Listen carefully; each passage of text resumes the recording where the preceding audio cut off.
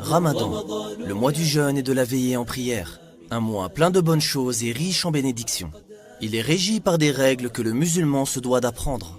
Le jeûne consiste à s'abstenir de tout ce qui conduit à sa rupture, telles que la nourriture, la boisson et les rapports intimes. Et cela du lever du soleil jusqu'à son coucher, en y intégrant l'intention. Il est l'un des 5 piliers de l'islam. Et une obligation pour tout musulman d'après le Coran, la Sunna et le consensus de la Ummah. Quant aux conditions d'obligation du jeûne, il n'est obligatoire que pour le musulman doué de raison, pubère, en bonne santé, résident et capable. En effet, il n'est pas obligatoire pour le malade dont le jeûne risque d'aggraver sa maladie ou de retarder sa guérison. Il n'est pas obligatoire pour le voyageur, bien que le jeûne lui soit préférable s'il n'y voit pas de difficulté.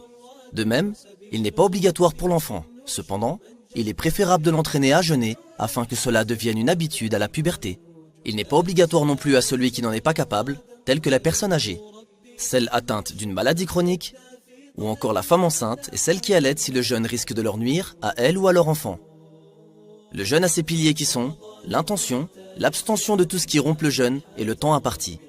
Il te suffit de mettre, dès le premier jour du mois de Ramadan, l'intention de jeûner le mois entier. Quant à celui qui abandonne le jeûne par fainéantise ou passion, il se rend coupable d'un grand péché. S'il manifeste publiquement son abandon du jeûne, il sera puni de la manière que le gouverneur jugera adéquate. Parmi ce qui est rapporté concernant le mérite du jeûne, il y a cette parole du prophète sallallahu alayhi wa sallam. Allah a dit « Toute œuvre accomplie par l'enfant d'Adam est pour lui, excepté le jeûne, qui me revient à moi et dont j'assure la récompense. Le jeûne est un bouclier. Si l'un de vous jeûne, qu'il ne tienne pas de propos obscènes, ni ne crie.